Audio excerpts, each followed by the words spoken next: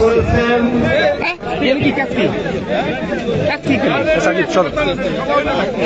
আমি আপনাদের সবাইকে সহকারে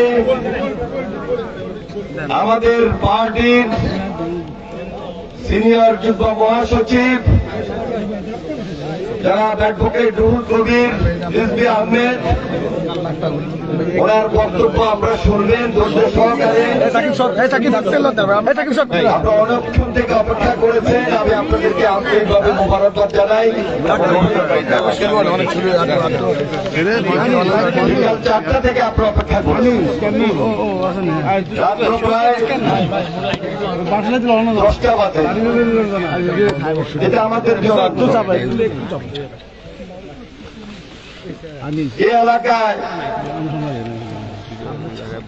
আমাকে যারা আপনারা উপস্থিত হয়েছেন,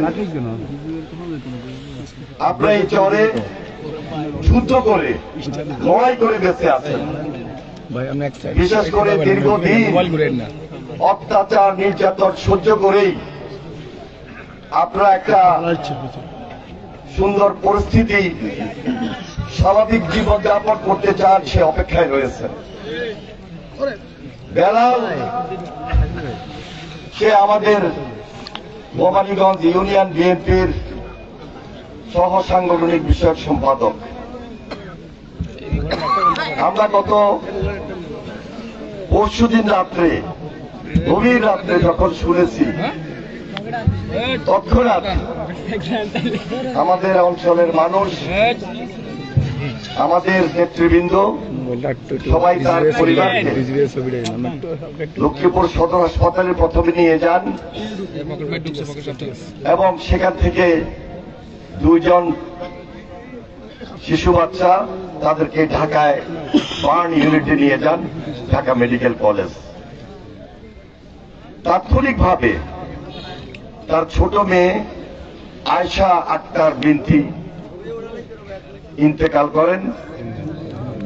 ইন্না লিল্লাহি ওয়া ইন্না ইলাইহি রাজিউন। এটা তার স্বাভাবিক মৃত্যু ছিল না। মধ্যযুগীয় বর্বরতার মাধ্যমে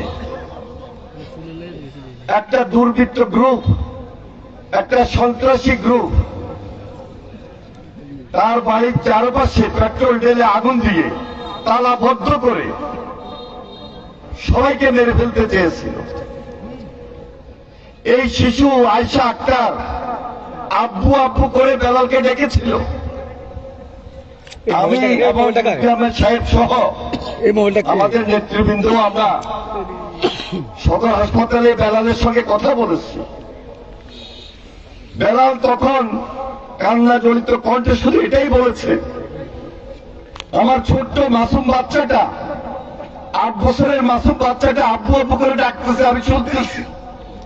আমার উদ্ধার করার কোন বাসা, উদ্ধার করার মতো কোন পরিস্থিতি ছিল না। আমি আল্লাহর কাছে শপথ করে দিয়েছি, আমি তাকে রক্ষা করতে পারি নাই পিতা হিসাবে।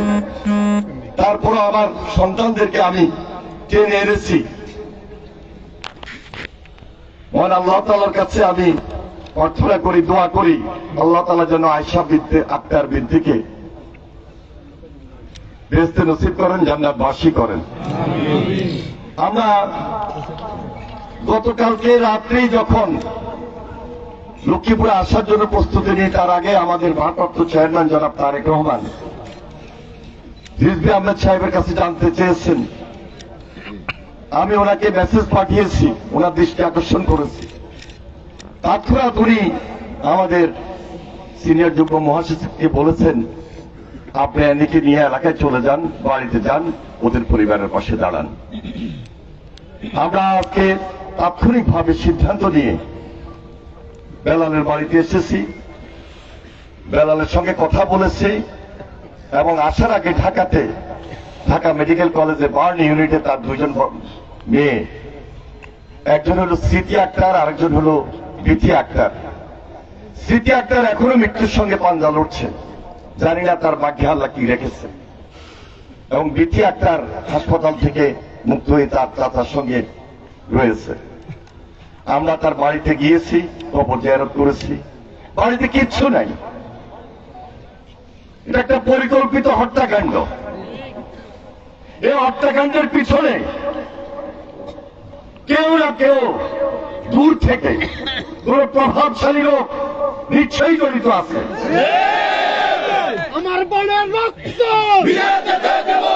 পিতা যেতে দেব না, আমার বোনের রক্ত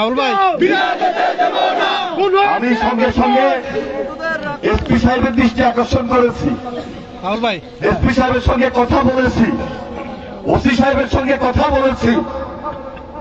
আজকে হত্যাকাণ্ডের সুষ্ঠু তদন্ত করে আমরা এটা বিচার দাবি করছি। সন্ত্রাসীতেই হোক, যত প্রভাবশালী হোক, তাকে গ্রেপ্তার করে আইনের আওতায় সোপর্দ করতেই হবে।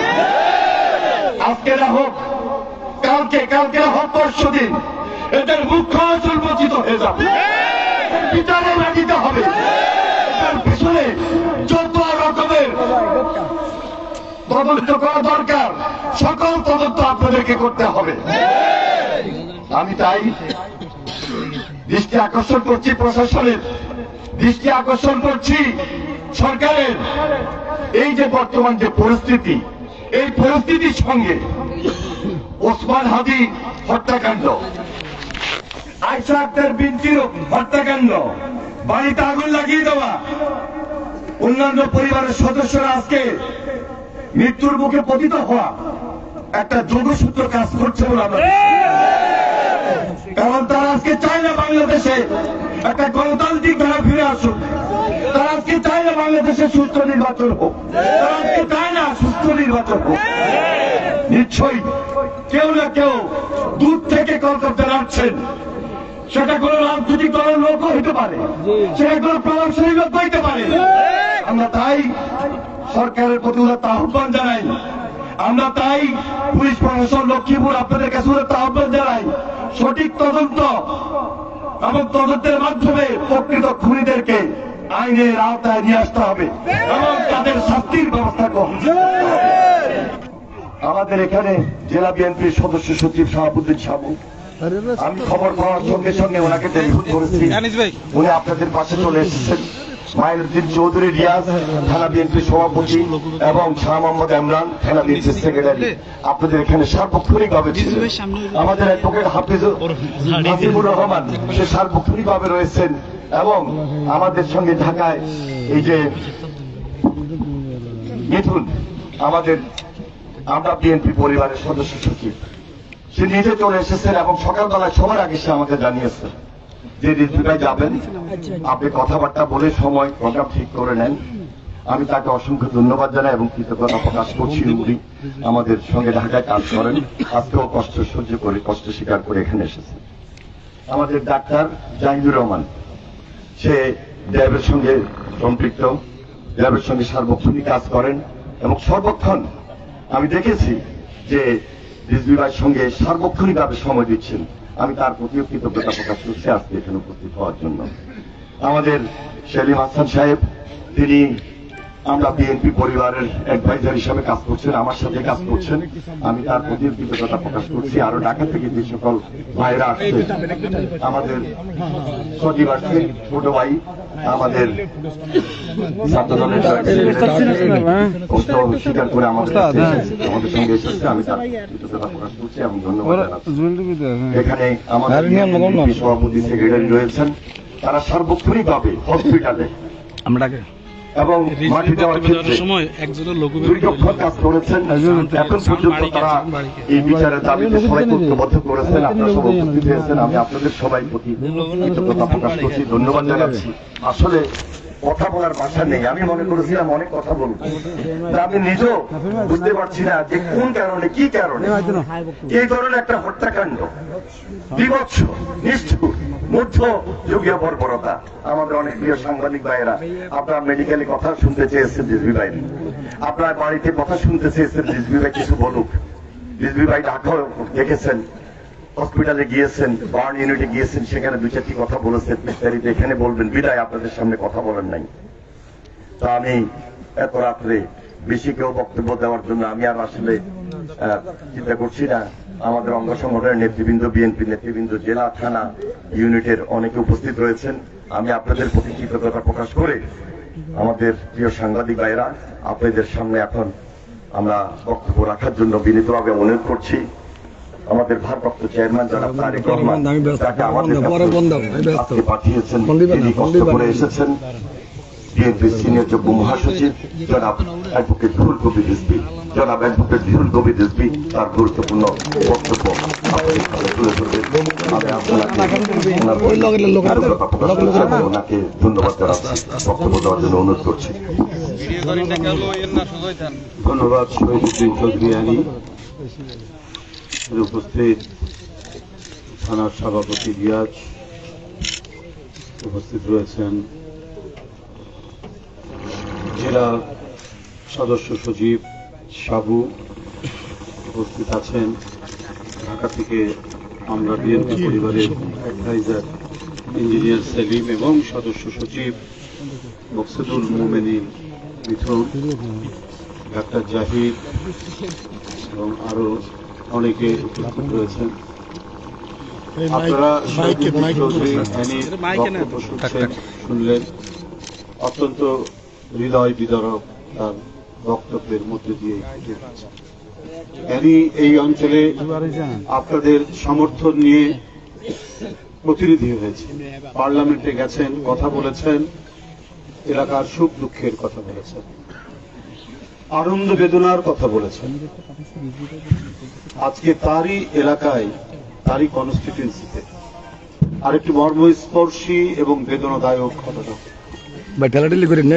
এটা ভাষায় প্রকাশ করা খুব কঠিন। একটা পরিবারের এত দুঃখজনক ঘটনা, এত বড় ট্র্যাজেডি, এটা কিভাবে বর্ণনা করব, সেই উপযুক্ত শব্দ এবং ভাষা খুঁজে পাচ্ছি। আমরা গতকাল ঢাকায় শুনলাম যে একটি বিএনপি পরিবারের উপর আক্রমণ হয়েছে এবং সেই আক্রমণ হচ্ছে নৃশংস, পৈশাচিক। বনের হিংস্র বাঘ পর্যন্ত মানুষের শিশু বাচ্চা থাকলে তাকে লালন পালন করে।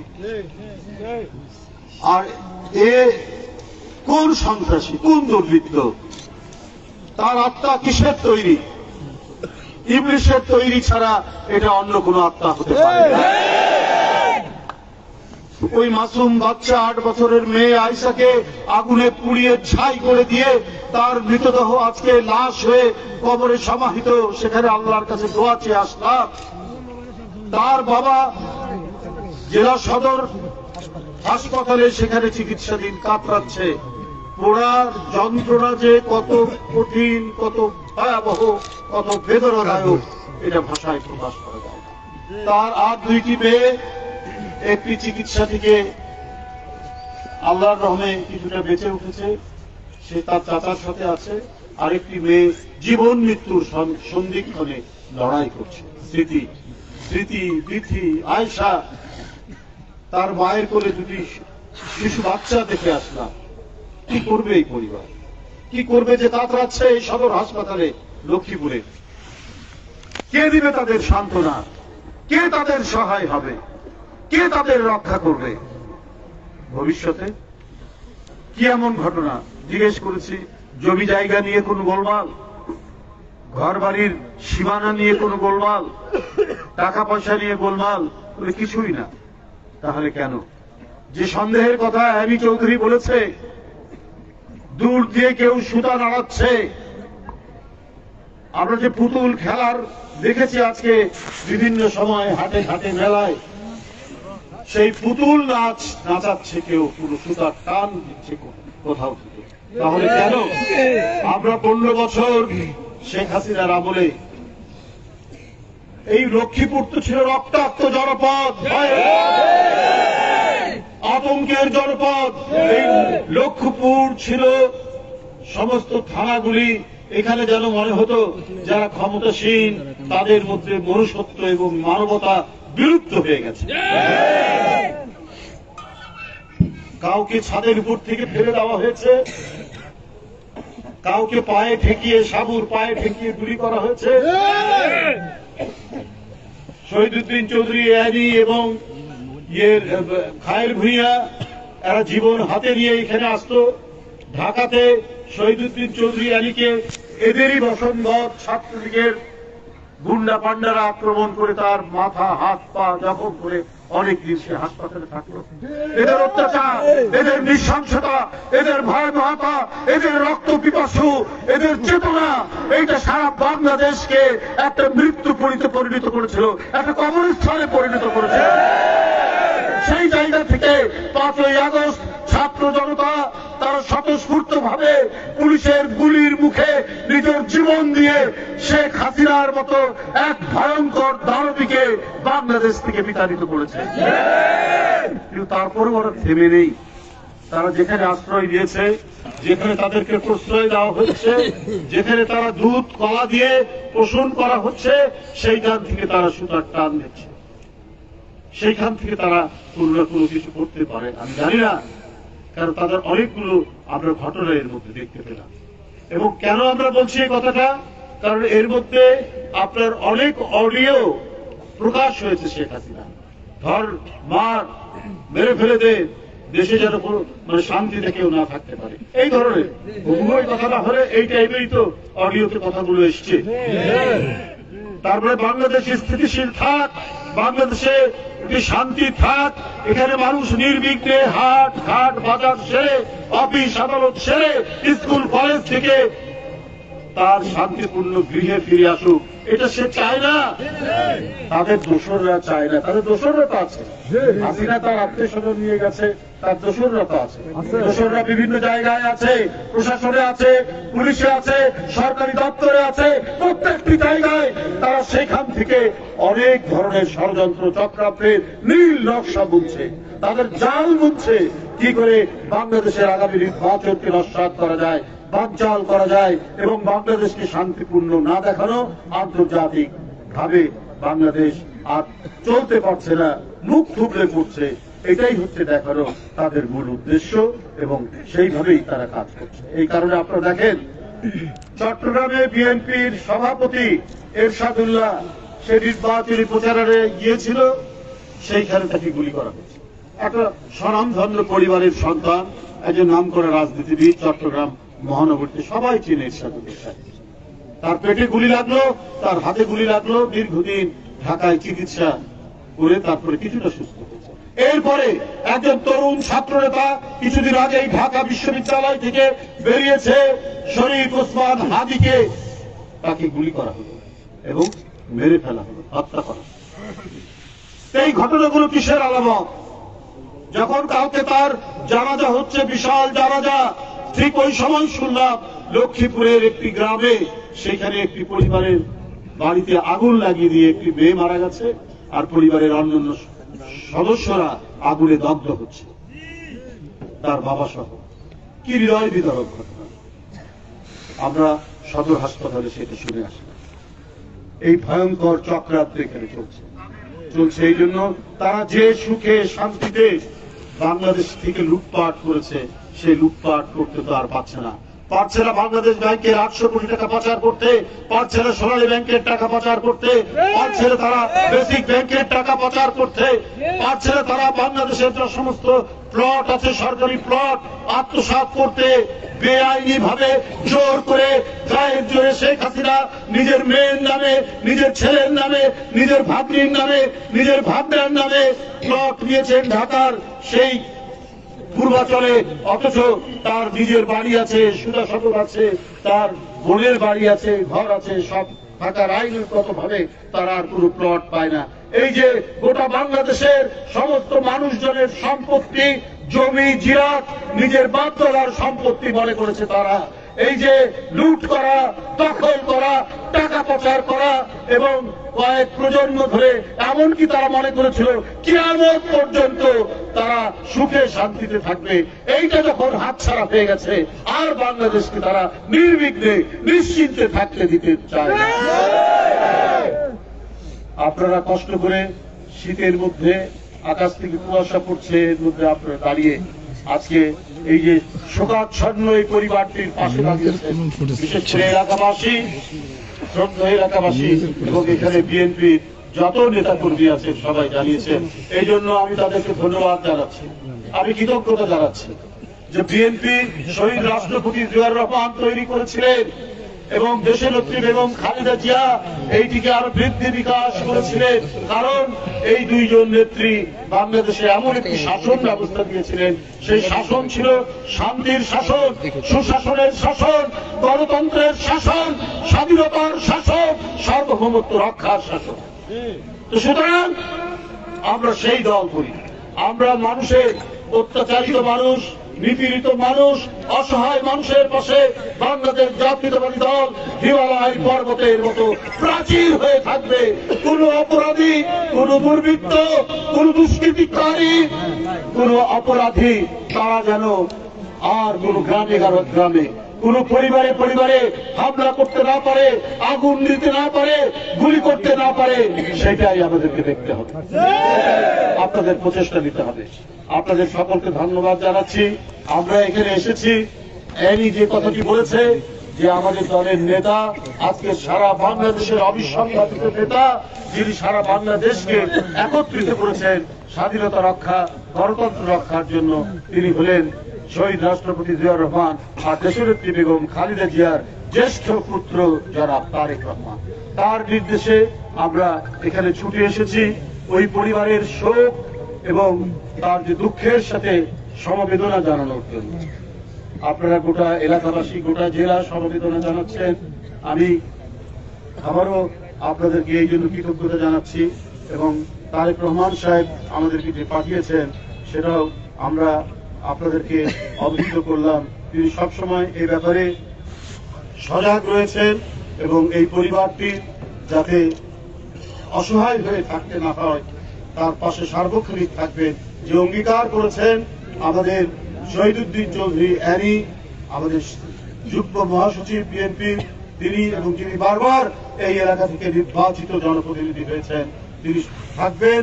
ইতিমধ্যেই তার বাবার সাথে আমরা দেখা করে আমরা কিছুটা তাকে সহযোগিতা করে এসেছি। এখন আমরা আল্লাহর কাছে শুধু এইটুকু দোয়া, আল্লাহ যেন যে মেয়েগুলো আহত হয়েছে তারা যেন সুস্থ হয়ে উঠতে পারে, আর যে বেটি এই তার যার অকাল মৃত্যু হলো, দুষ্কৃতিকারীরা আগুন দিয়ে যাকে মেরে ফেলেছে, আল্লাহ যেন তাকে মাগফিরাত কামনা করছি, তার রুহের মাগফিরাত কামনা করছি।